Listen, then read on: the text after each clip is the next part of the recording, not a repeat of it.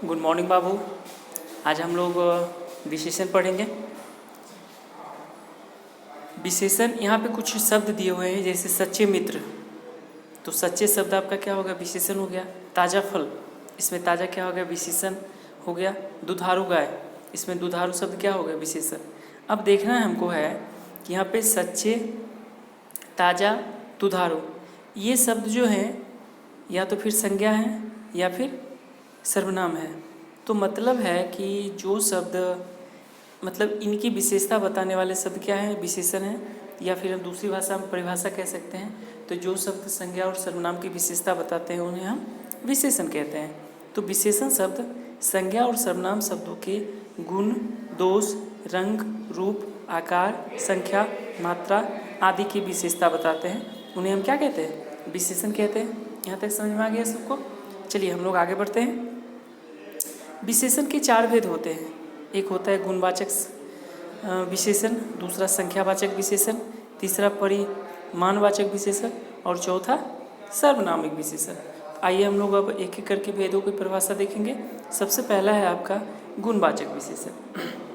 तो संज्ञा और सर्वनाम शब्दों के गुण, रंग, आकार, स्थान, दशा आदि की विशेषता बताने वाले सब गुणवाचक विशेषण कहलाते हैं। जैसे मैंने नए कप में दूध पिया, इसमें नए क्या है?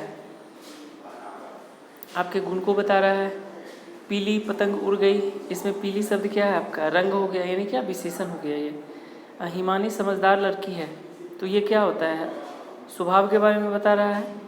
कामचोर नौकरस हो गया, इसमें कामचोर क्या हो गया? आपका गुण के बारे में बता रहा है। तो मतलब है कि जो शब्द किसी संज्ञा या सर्वनाम के गुण, रंग, रूप, आकार, दशा, अवस्था के बारे में बताता है उसे हम गुणवाचक विशेषण कहते हैं। चलिए हम लोग आगे बढ़ते हैं। संख्यावाचक विशेषण। तो संज्ञा और सर्वनाम शब्दों की संख्या बताने वाले शब्द संख्यावाचक विशेषण कहलाते हैं। यानी कि जो ऐसा विशेषण शब्द होगा जिसमें संख्याएं केवल ही होगी। जैसे देखोगे एग्जाम्पल में, अपूर्वा एक छाता लाया। अपूर्व जो है वो एक छाता लाया, एक क्या है? संख्या का बोध करा रहा है। उसी तरह से कुछ मजदूर काम कर रहे हैं। कुछ का मतलब क्या है कि उसमें से एक नहीं है, 2, 4, 3, 5 ऐसे हो सकते हैं। तो ये हो गया कुछ, यानी कि संख्या के बारे में बता रहा है। ठीक है। तो संख्यावाचक विशेषण के भी 2 भेद होते हैं। संख्यावाचक विशेषण के भी 2 भेद होते हैं। उन 2 भेदों में पहला है निश्चित संख्यावाचक विशेषण। निश्चित का मतलब होता है क्या है? कि वो कन्फर्म है कि 2 हैं, 4 हैं, 1 है, 5 हैं आदि। तो हम लोग देखेंगे निश्चित संख्यावाचक विशेषण।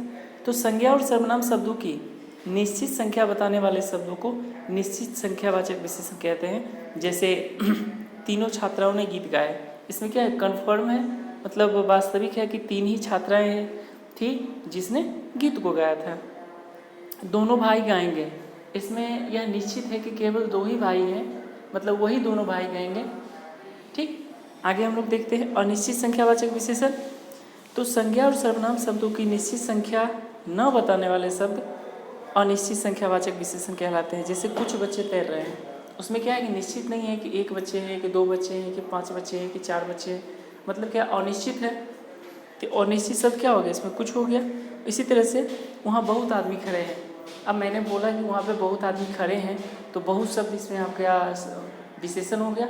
तो बहुत में कितना हो सकता है? 5 भी हो सकता है, 10 भी हो सकता है, 4 भी हो सकता है।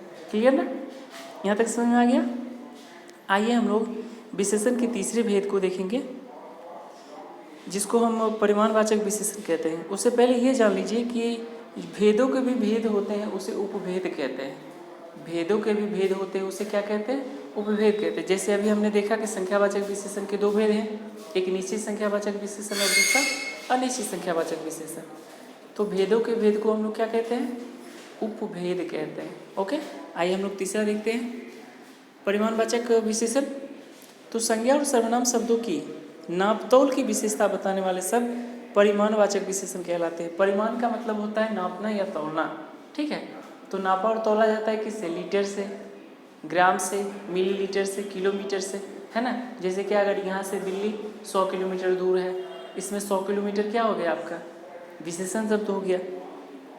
या फिर जमीला 2 किलो अनार लाई, इसमें 2 किलो है ना? मतलब क्या है कि इसमें नापने तोलने के बारे में बता रहा है ना, तो इस तरह के वाक्य होंगे। जैसे चाय में चीनी कम डालो, है ना। तो यहाँ पे हम देखेंगे कि 2 किलो और कम जो है ये शब्द आपके तौल की मात्रा के बारे में बताता है, इसलिए आपका क्या हो गया, परिमाणवाचक विशेषण। अब परिमाणवाचक विशेषण के भी 2 भेद हैं। पहला है निश्चित परिमाणवाचक विशेषण और दूसरा है अनिश्चित परिमाणवाचक विशेषण। तो निश्चित परिमाणवाचक विशेषण किसको कहेंगे कि संज्ञा और सर्वनाम शब्दों की निश्चित नापतोल बताने वाले शब्द को निश्चित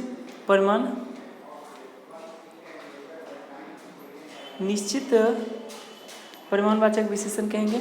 जैसे अलका 2 किलो गाजर लाई, इसमें निश्चित है कि वह 2 किलो ही गाजर लाई है, न कम है न ज़्यादा है। उसी तरह से हम देखेंगे कि कार में 5 लीटर पेट्रोल डालो, मतलब कार में कितना पेट्रोल डाला गया है, 5 ही लीटर, न कम है न ज़्यादा है, मतलब क्या है कि निश्चितता का बोध करा रहा है। दूसरा है अनिश्चित परिमाणवाचक विशेषण।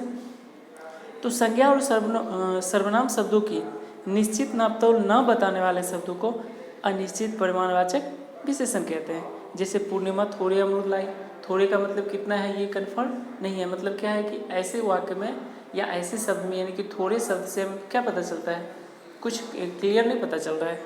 उसी तरह से राकेश ने कुछ मीटर कपड़ा खरीदा, इसमें कुछ मीटर जो है आपका क्या अनिश्चितता का बोध करा रहा है ना।